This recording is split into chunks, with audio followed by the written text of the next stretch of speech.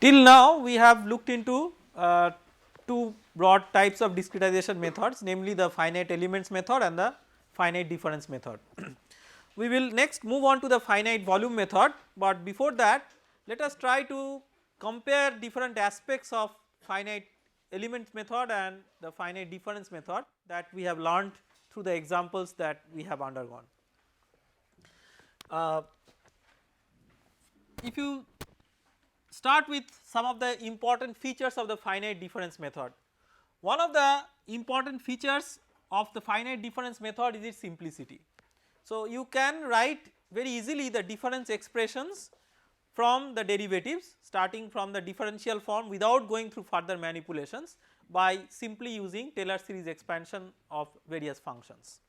So, that is so finite difference method, it is simple enough.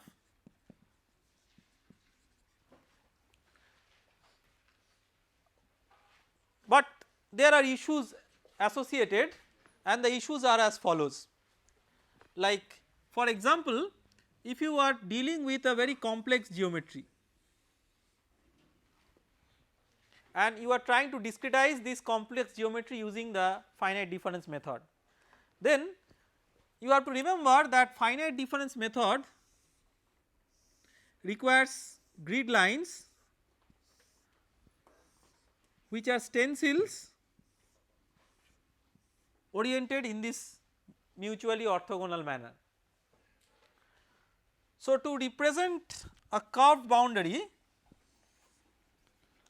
one may have to basically consider steps.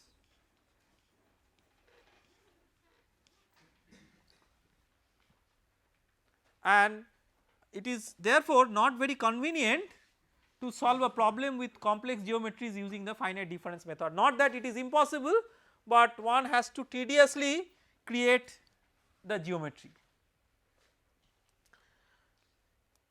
Now, this is about the geometry part, but there are certain other important issues. What are the important issues? The other important issues are as follows. First of all, let us look into it from a pure mathematical viewpoint. What does the finite difference method rely upon? It relies upon the fact that you expand a function in the Taylor series, and as the mesh size delta x or h whatever you call,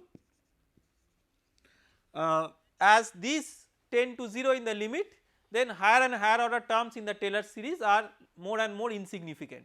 So that you can truncate the Taylor series up to only a few number of terms, and using those terms you can generate the difference equations. That is the basic concept that we use. Now, is it always true? So, remember that we write the Taylor series expansion as fx plus h is equal to fx plus h f dash x. We are considering function of a single variable as an example in this way.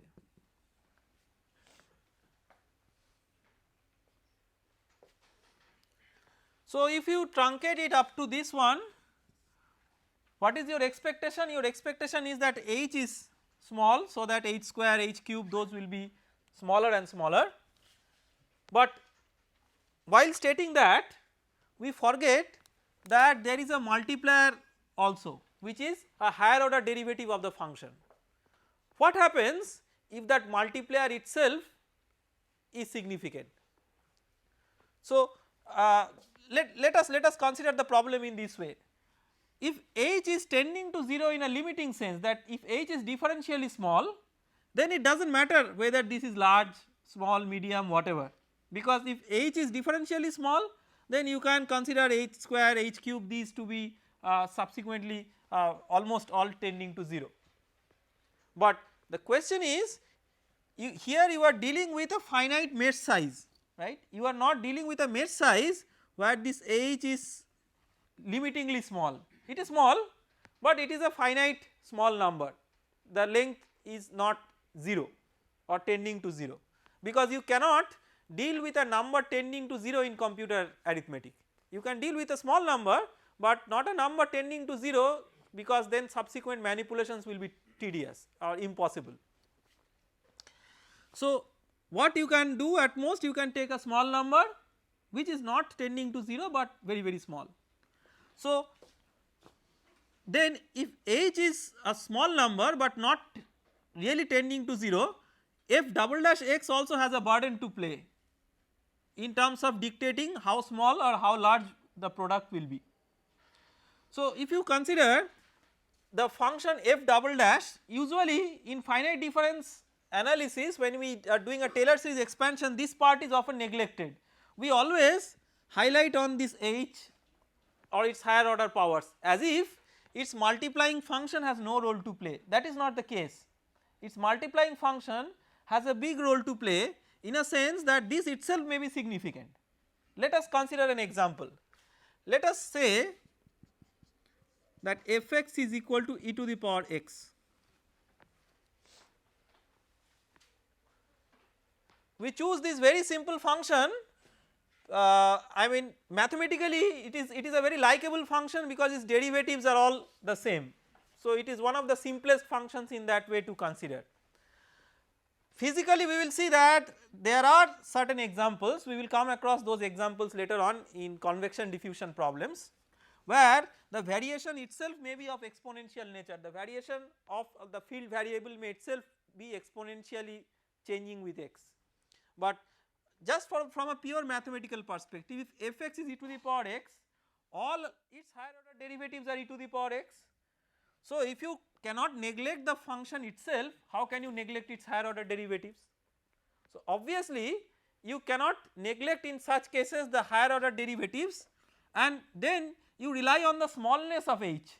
So if h is really very small, then you can get rid of the problem by truncating it up to a few number of terms. If it is not so, then truncating the Taylor series up to a finite number of terms or up to a very few number of terms can give rise to significant errors, and that is one of the drawbacks of a Taylor series based discretization method, where the Taylor series itself when truncated up to a few terms can give discrepancies. Then if you use that as a basis for discretization, that is bound to give rise to some sort of discrepancies. So that is, so its simplicity in terms of using the Taylor series expansion sometimes may itself be a drawback when the Taylor series expansion itself becomes vulnerable to these types of errors if you truncate it only up to a few number of terms. Now these are not the only issues, we have to consider certain other issues also for the method, and to do that we will first consider that what are the things that we expect out of a CFD discretization method. So what do we expect?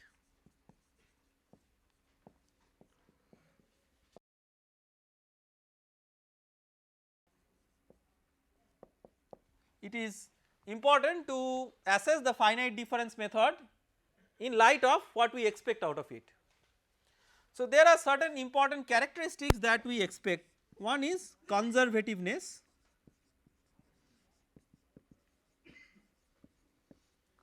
another is boundedness,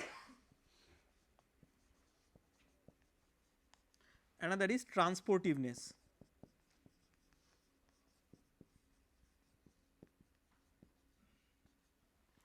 Let us see that what are these and whether we can expect that the finite difference method will fulfill these requirements.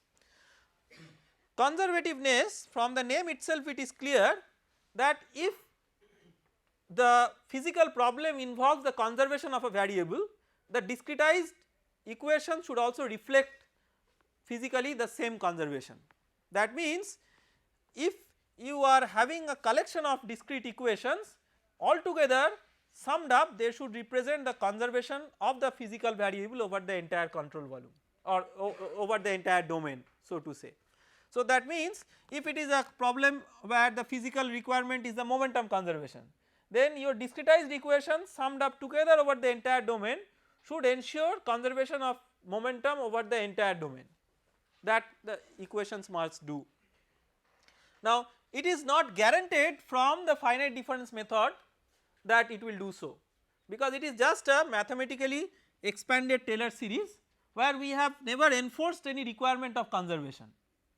Therefore, it is not a necessity that the finite difference discretization will satisfy the requirement of conservativeness, and conservativeness is not inbuilt as a part of the discretization of the finite difference method, that we should remember. Then the other requirements, one is boundedness. So, what is boundedness? Let us say that you have a rod where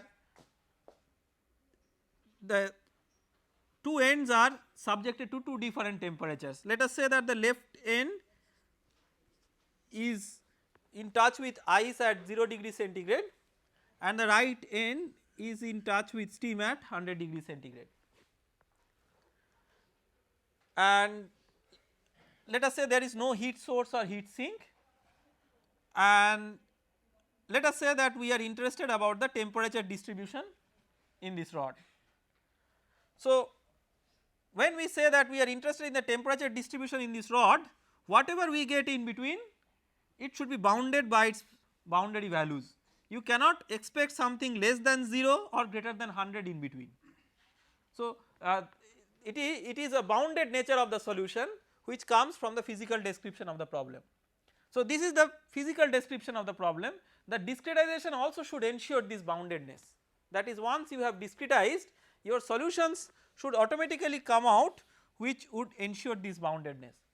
That also we have never ensured through the discretization policy of the finite difference method. Then the third one is transportiveness. So, transportiveness means if there is a predominant direction of flow, then properties should be having a predominant transport direction based on the flow direction. For example, if it is a high Reynolds number flow and if you have some property, say enthalpy being transported, so enthalpy will be predominantly transported along the direction of the flow and not predominantly along the opposite direction. Of course, it will have some tendency to get transported along the opposite direction because of diffusion, because diffusion is equally acting in all directions, but because it is the predominantly fluid flow that is governing the behavior. For high Reynolds number, it is the inertia effect that is more dominant. So, it will try to have effect of the transport predominantly in the direction of the flow where the flow Reynolds number is large. So, that property is called as transportiveness. Of course, we are not yet in a position to check the requirement of transportiveness. We will come back to that when we will be considering fluid flow as a part of the physical problem. The examples that we have cited so far are based on pure diffusion type of problems like heat conduction problems. So, when we will be considering fluid flow problems as examples, we will come and revisit this requirement of transportiveness. So, we can see that the finite difference method has certain pitfalls. Of course, its simplicity is one of its biggest advantages, but otherwise it has its own limits or limitations. Now, if you consider the finite elements method,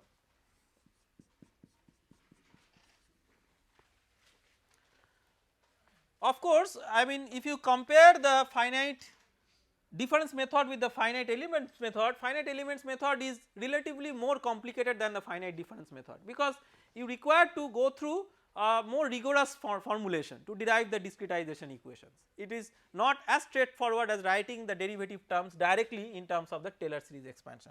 So, it is relatively more complicated. It is not that it is complicated, but at least relatively more complicated than finite.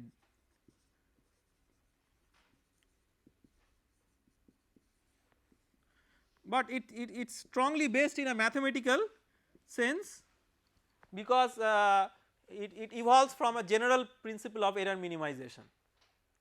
So, it has its strong mathematical basis, but physically it is not intuitive that what it is talking about. For example, if you consider a finite elements method where you are considering a V formulation and then M formulation based on minimization of a functional. So, when you have the M formulation, let us say that the M formulation is there. So, it must be having a physical meaning, so to say, because if you have a minimization of a functional, then that minimization of the functional can be minimization of potential energy. For example, in a structural mechanics problem, if you have a structure, then the structure at equilibrium tends to minimize its potential energy. So, for a structural mechanics problem, the functional that you minimize is actually physically the potential energy of the system expressed in terms of differential expressions and integral expressions. So, it is having a particular physical meaning, but for fluid flow and heat transfer such a principle does not have any big relevance. For fluid flow, heat transfer, mass transfer, these types of problems, the more important governing guiding principle is the principle of conservation, like conservation of mass, momentum, energy, species, all these things. So, in that sense the finite difference method, the finite elements method is mathematically very rigorous, but does not carry the sense of conservativeness explicitly through its interpretation for fluid flow and heat transfer or mass transfer problems. But it has its own advantages in a sense that it can easily handle complex geometries. So, it does not require a stencil of this structure type, and you can have any arbitrary shaped element, and it is possible to design a mesh that considers very complex geometries, that is very much possible. So, finite elements method is ideal in certain ways, but in some sense it does not directly carry the sense of conservativeness. So, with these advantages and limitations of the finite difference and finite element methods in mind, we will move on to the next method, which is the finite volume method.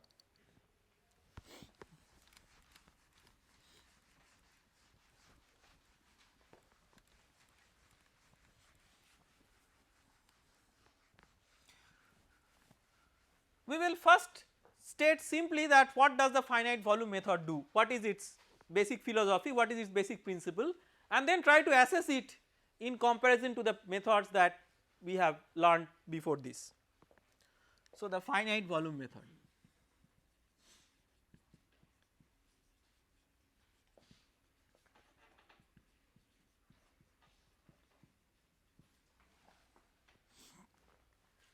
What are the steps associated with the finite volume method? The step 1 is, in any discretization, divide the domain into a number of subdomains. In finite difference method, remember, we actually do not divide the domain into a number of subdomains, but essentially we get the corresponding effect by considering some grid points. So, the subdomains are essentially represented by grid points in the finite element method. In the finite difference method, you do not have physical subdomains, but only a discrete set of grid points. In the finite volume method, it has a similarity with the finite element method in the way that you can divide the domain logically into a number of subdomains.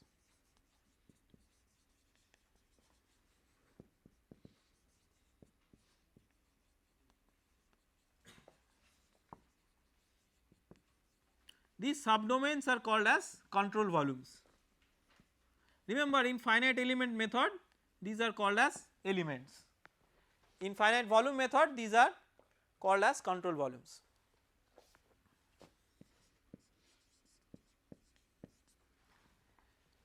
Step 2 is integrate the governing differential equation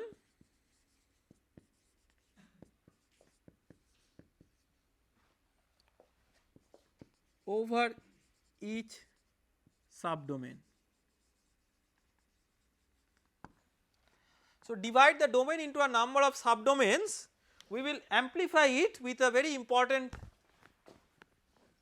consideration, finite size subdomains.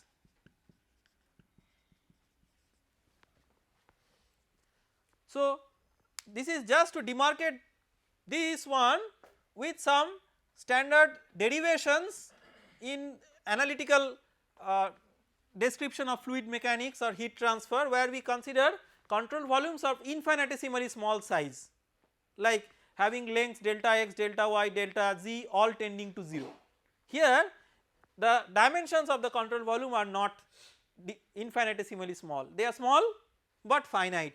So, finite size subdomains, then integrate the governing differential equation over each subdomain.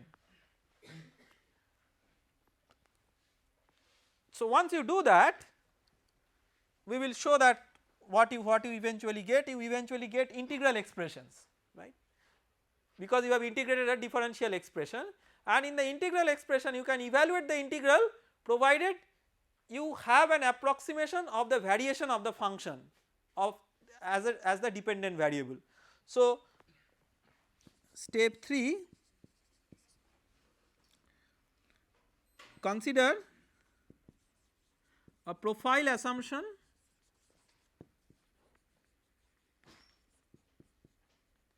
for the dependent variable. This is the interpolation function.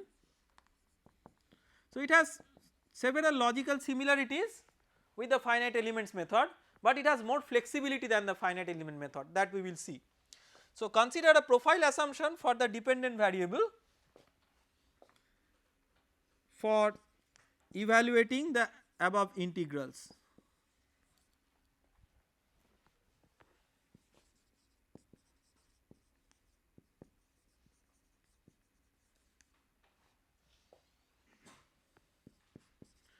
To express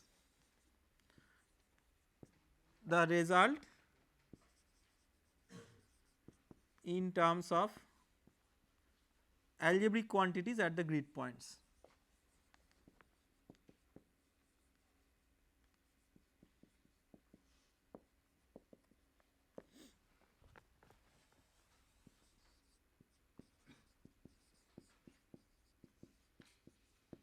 So, remember here you have the domain divided into a number of subdomains, and each subdomain is represented by some grid points.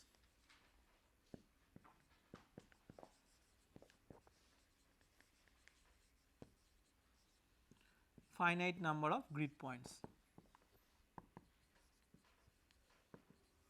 So, these are like nodes in finite element method. So, what we have essentially done, let us consider an example to illustrate what we have essentially considered, but eventually out of this process what we have achieved, we have come up with algebraic equations starting from a differential equation. So, let us say let us consider an example.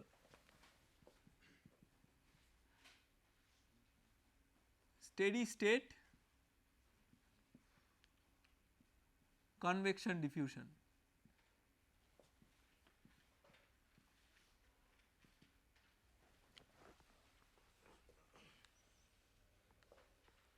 With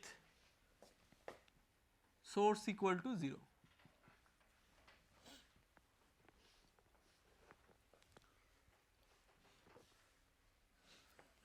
So, remember the general transport equation.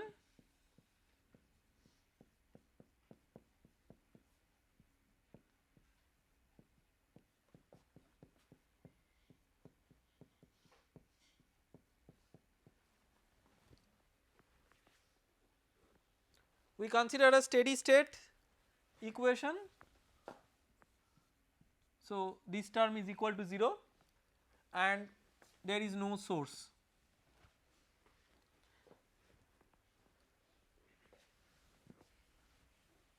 If we want to solve this problem over a domain, say domain of this type, we divide the domain into a number of subdomains in this manner. So, you can see here that your subdomains may be of whatever arbitrary shape, and it is therefore easy to tackle complex geometries. In that way it can borrow the advantage of the finite elements method, because it considers logical elements which are called as control volumes. You can incorporate the effects of complicated geometries of the domain in this method, which you cannot do so easily in the finite difference method. Not that you cannot do, but you cannot do that elegantly. So, now let us consider, let us identify any one of these elements, let us say this element. So then what is the next step? Integrate the governing differential equation over each subdomain. So this subdomain, remember, this is an element which is called as control volume. So the terminology that we will use as no more an element but a control volume, and we will see that why logically this is called as a control volume. So then what we do, we integrate this over the control volume. So you integrate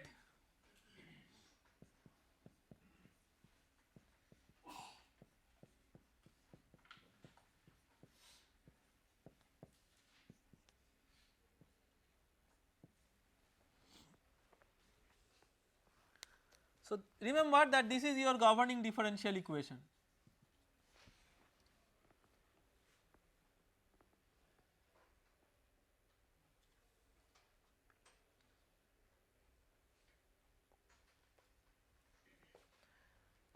Then it is possible to express this volume integral in terms of surface integral by using the divergence theorem. So if you recall, then what is this one physically? Physically it is the flux J net, where the first term is the advection flux and the second term is the diffusion flux.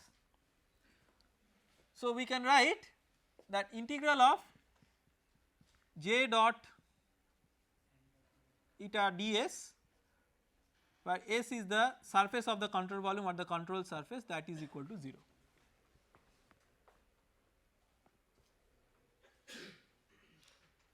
Where this eta is the local direction normal at the location of the control surface that you are considering the flux to be transported.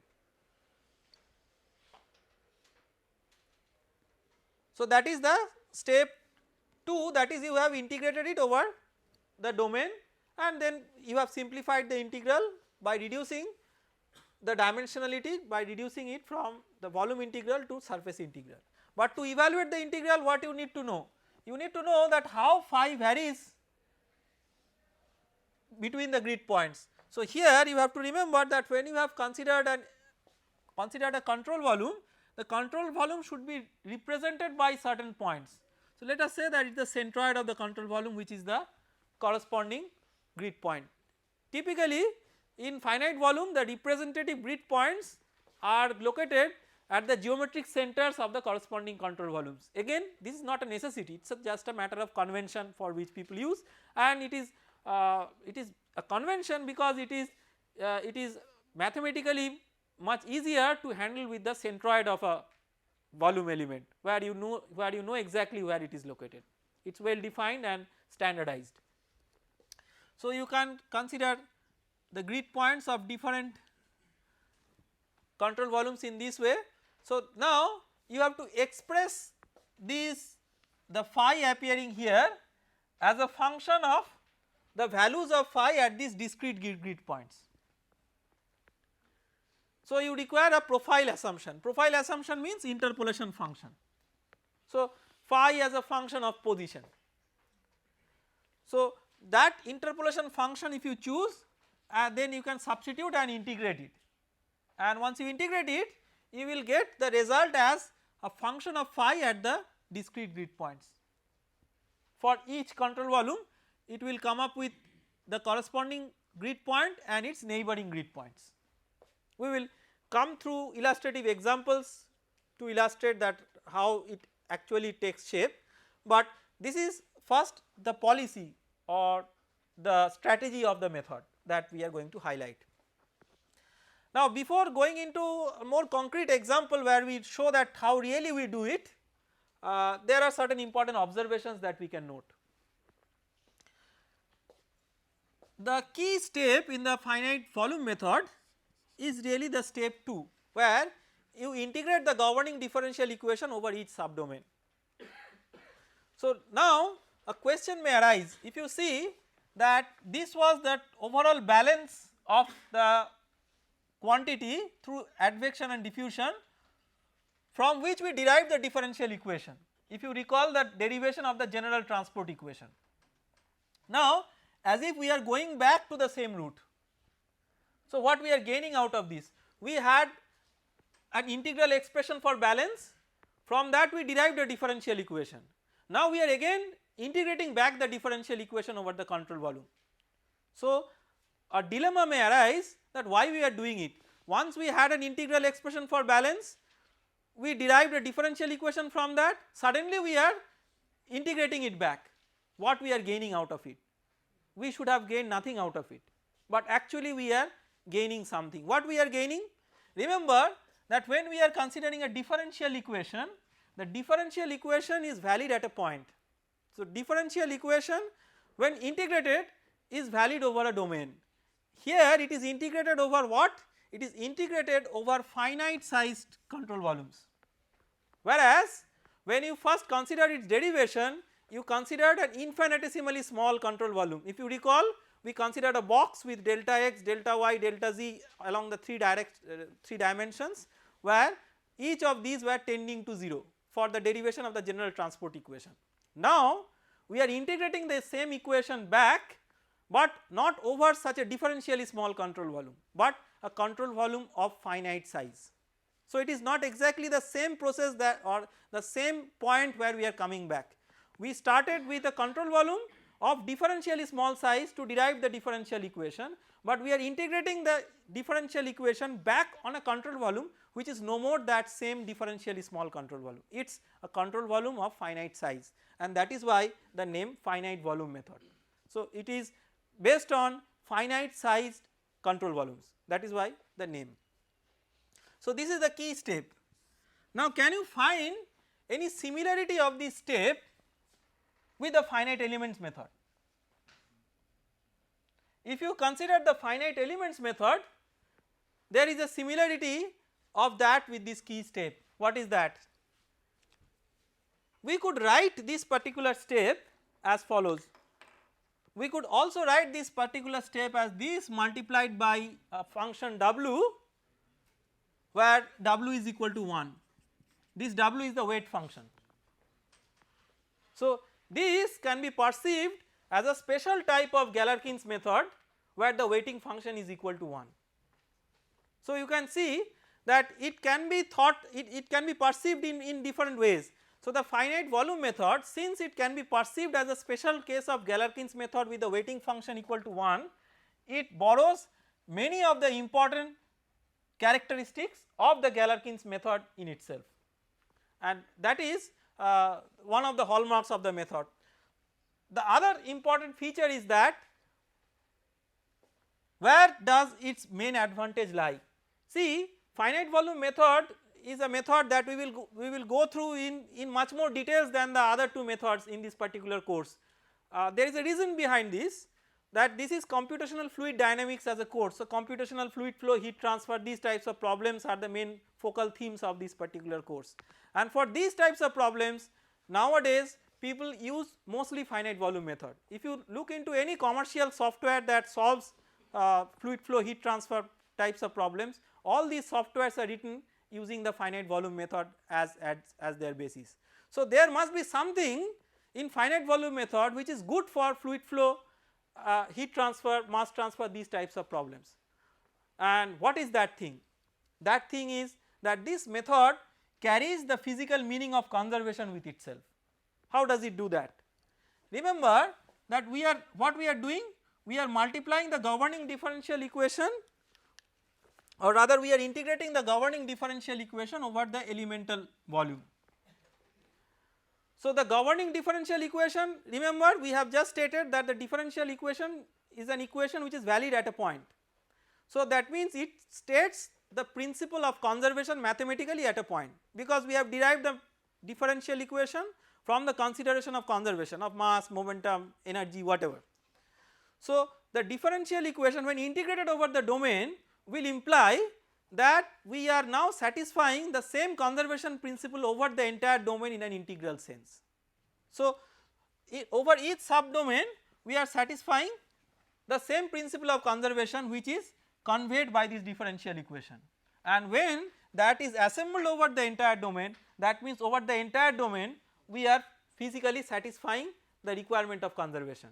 So the requirement of conservation, which is the basic physical root of deriving the corresponding governing equations, that particular root is followed while deriving the mathematical form of the finite volume discretization, and that is why it is so good and rather so well accepted by the fluid mechanics heat transfer community, because it satisfies the requirement of conservation by its own simple implementation.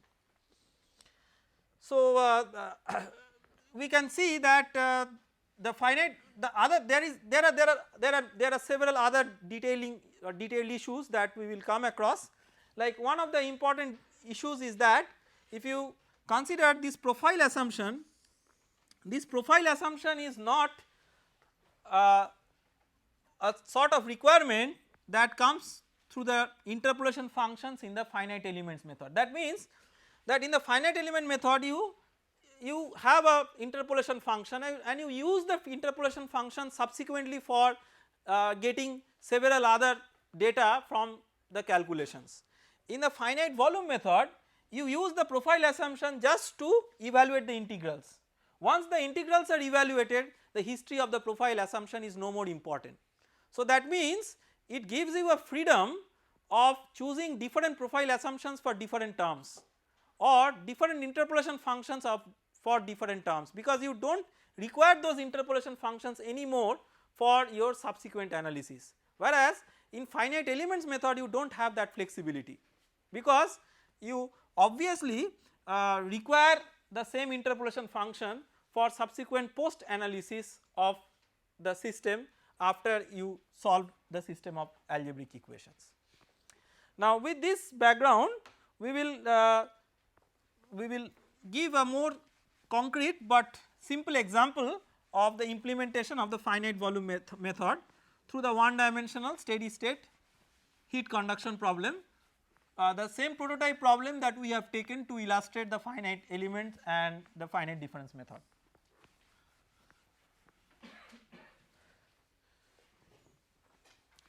So illustration,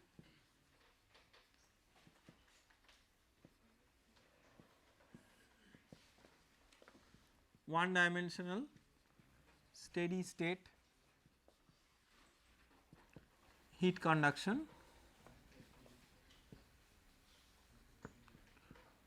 with a heat source. So what is the governing differential equation? d dx of k dt dx plus s equal to 0. We have chosen this equation because we have chosen the same equation to illustrate the other method. So let us see that how does it compare with the other methods through this same equation.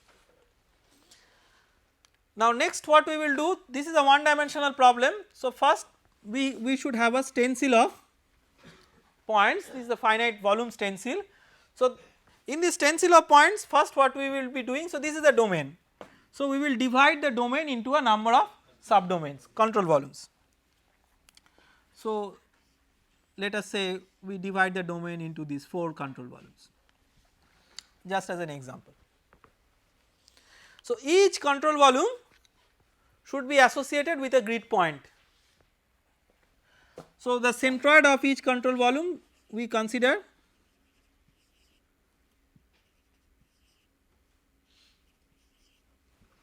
for the respective grid points, plus you require the boundaries of the control volumes, because you also have to incorporate boundary conditions. So see, in addition to the centroids of the control volumes, you should consider grid points at the boundaries, because you have to have points through which you implement the boundary condition. Then you can give these points some numbers, say 1, 2, 3, 4, 5, 6 like that. Let us isolate any control volume out of it and try to describe its detailed features. So this is the standard nomenclature that one uses. So if you have a control volume, its centroid is the main grid point of the control volume, it is denoted by P. This is a standard nomenclature, universal nomenclature used for all finite volume descriptions. In any book, any standard textbook of finite volume, you and any paper or research article on finite volume you will see the same nomenclature. So it is important that you start following this nomenclature. So the main grid point of the control volume is given by P.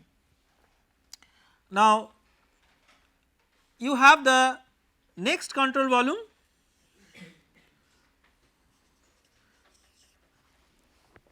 so you have the immediately next neighbor which we call as E, and immediately the neighbor to the left we call as W. This is E for east and W for west.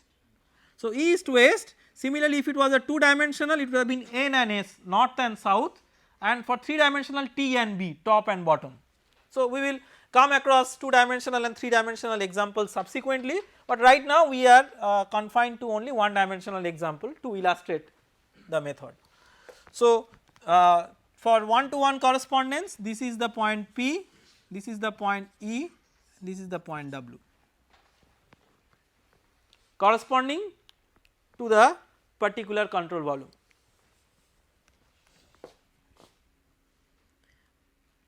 Then the control volume has a particular length, this one. So this length we give a name as delta x. If it is a 2 dimensional case, in the y direction it will be delta y, like that. Again these are standard nomenclatures. Then the distance between this P and E, we call it delta x small e, and distance between P and W, delta x small w.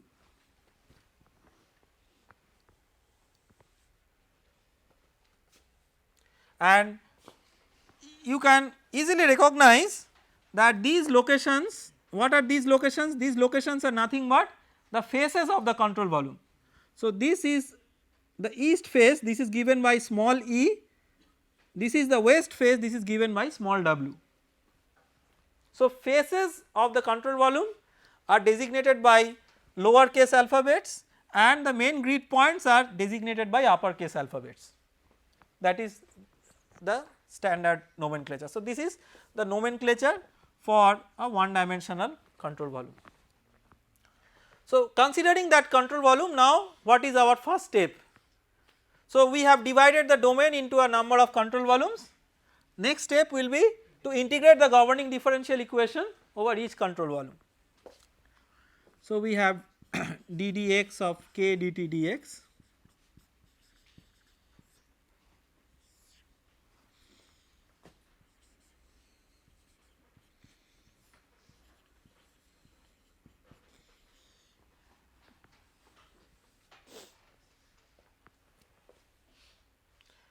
what are the limits of integration from where to where? From small w to small e.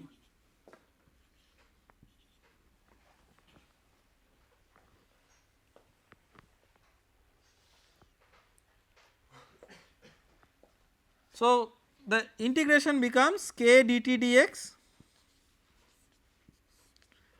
at E minus k dt dx at W. Let us consider that S as constant, as we have considered for the previous cases as well. So then S will come out of the integral, so plus S into x small e minus x small w, that is delta x. Then the next step of the discretization is that we have integrated, we have got the corresponding expressions, but these are still differential expressions. To get corresponding algebraic expressions, we must have a profile variation for t as a function of x, so that we can calculate dt dx. So the problem boils down to some assumption on how t varies with x. So let us say that you have some point P, E, W,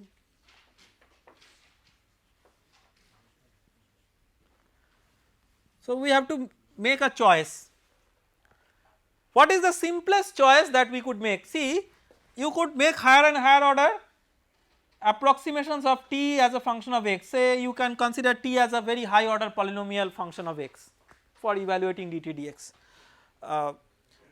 We will abstain from that, but we will start from the opposite consideration, that let us consider what is the simplest rather than what is the most involved. So if you have no other constraint, it could have been piecewise constant profiles of t, it could have been like, so you have a control volume, which is your control volume, this is your control volume. So you could have a value of t in this control volume, a value of t in this control volume, a value of t in this control volume in this way. Remember that these values could have been useful only in terms of the values at the respective grid points, otherwise it is artificial. Only at the respective grid points you consider these values to be corresponding to the corresponding temperatures, at all other points you need to interpolate basically. So it is not that the same function that you are using for post processing, but here you cannot use this because of not the reason of such apparent discontinuities, but because of the reason that you require dt dx for your calculation. So if t is a constant, you cannot get dt dx out of it, it will be 0. So this is not a valid profile assumption in this case.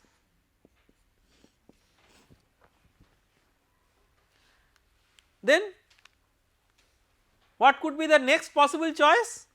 Piecewise linear, not a constant, constant is also linear but non-constant linear. So let us see, let us make a sketch of that one.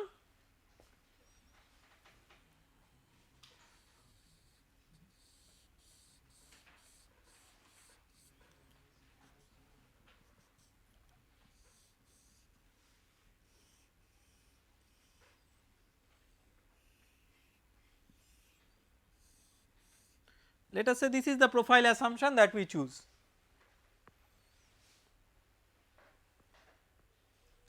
In arbitrary scales. So I mean, do not be bothered so much about what are the exact values, this is just a sketch. So now you can calculate dt dx because you have t as a linear function of x. Question is, will it work? If yes, why? If no, why? Let us see that where do you need to calculate dt dx. You need to calculate dt dx at small e and small w. So at small e and small w dt dx is discontinuous. So you can get a left hand derivative if you consider this line, you can get a right hand derivative if you consider this line, and these two derivatives are different because these two are different lines.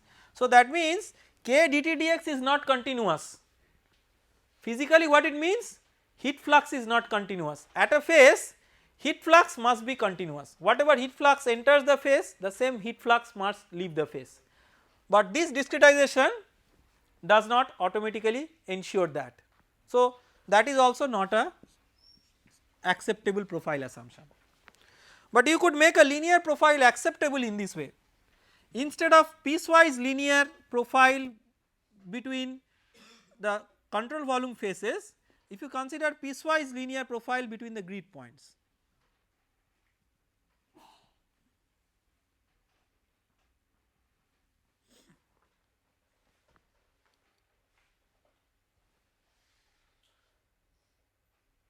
So this is piecewise linear profile between the grid points, this is T W, this is T P, this is T E, which you need to solve. Now will it work?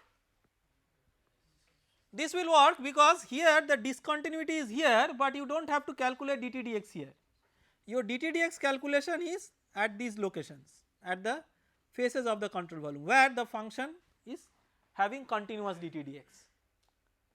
So this is a valid profile assumption. So with this as a profile assumption, so profile assumption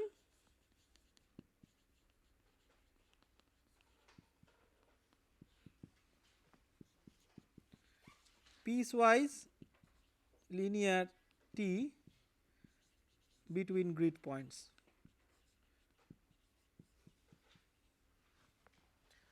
So then what will be k dt dx at small e?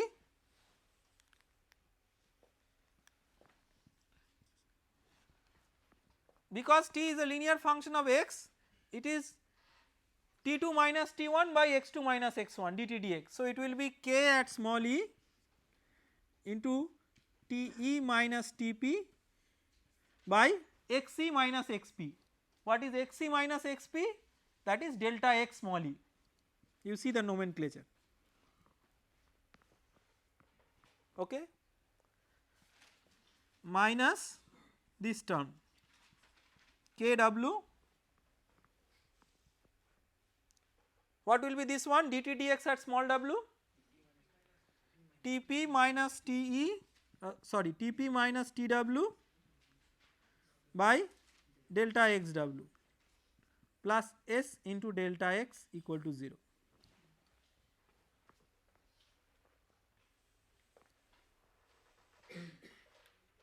So you can assemble this equation and write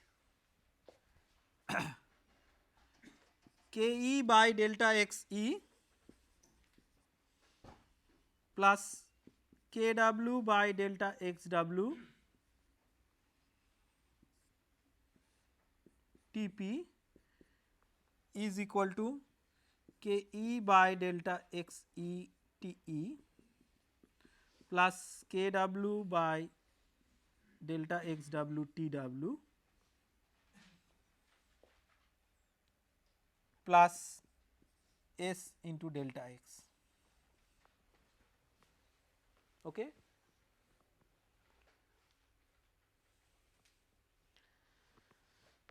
We can symbolically write it in this way: Ap into Tp is equal to Ae into Te plus Aw into Tw plus B, where Ae is Ke by delta xe, Aw is Kw by delta xw, Ap is Ae plus Aw, and B is equal to S into delta x. This is the finite volume discretized equation. You can write it in terms of indices by considering P to be I, E to be I plus 1 and W to be I minus 1. So you can see that one particular grid point, value of the variable at one particular grid point is expressed as a function of the value at its neighboring grid points through algebraic equation. So we have come up with a discretized algebraic equation from the governing differential equation. Physically you can interpret different terms. What is K by delta x? It is the conductance at that particular location. So it is the conductance at the left face, this is the conductance at the right face, like that. This is the total generation within the control volume. So it is a balance of fluxes and generation within the control volume.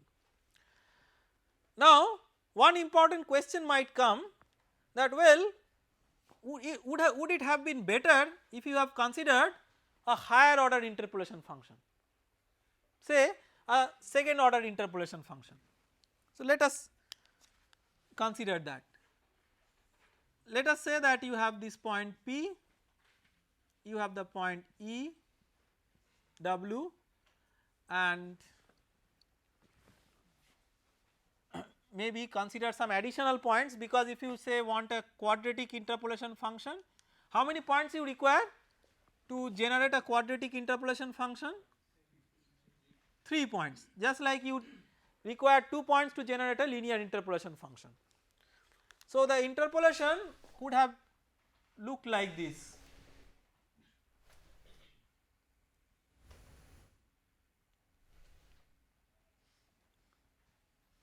Three values of temperature at these 3 points. Then similarly for the points W, P and E taken at a time, it could have been this. So this is piecewise quadratic interpolation, okay. Now question is, will it work? Again let us try to see that what is dt dx at the control volume phase. So what is the phase? The phase is this one, small w. So how can you calculate dt dx here? It is the slope of the red line, and similarly it is the slope of the black line. It depends on which line you are considering. Are these two equal? Not necessarily. They are equal only when this small w is at the exactly at the midpoint of capital W and capital P. There is a reason behind this. If you recall, there is a theorem called as Rolle's theorem in calculus. What it says is that if you have a chord like this, then if you have a function which is continuously differentiable in between, then the function has at least one point in between where the tangent is parallel to the chord, that is the slope of the tangent is same as the slope of the chord. So that point happens to be here. So here you can see that this is the chord. So the function is parallel to the chord in the two cases only when the point where it happens to be parallel is the midpoint of the two. Otherwise, if the phase is not located at the midpoint of the two but it is shifted, these two different lines will have different slopes. These two different curves will have the same slope only when the point at which you are considering the slope is the midpoint of the interval. So it gives us a very important lesson. What is that? A higher order interpolation function will not necessarily give you a more accurate result. This is something which is non-intuitive. Intuitionally we have always learned that a higher order interpolation function will give you a better solution. It is not necessary. It will be true provided it accommodates all the basic physical requirements, that is continuity of the flux across the phase. So we can see that if this point is exactly at the midpoint of the interval, then it will do, but if it is exactly not at the midpoint of the interval, then the fluxes calculated from the black profile and the red profile will be different, and then obviously you will not get a continuous flux at the control volume phase, and that will give you a erroneous discretization, no matter it is higher order in terms of accuracy, but physically it is erroneous. So we should not consider such discretization, and sometimes a simple profile assumption like a linear profile assumption might turn out to be adequate. So we stop here in this lecture, and we will take it up from here in the next lecture. Thank you.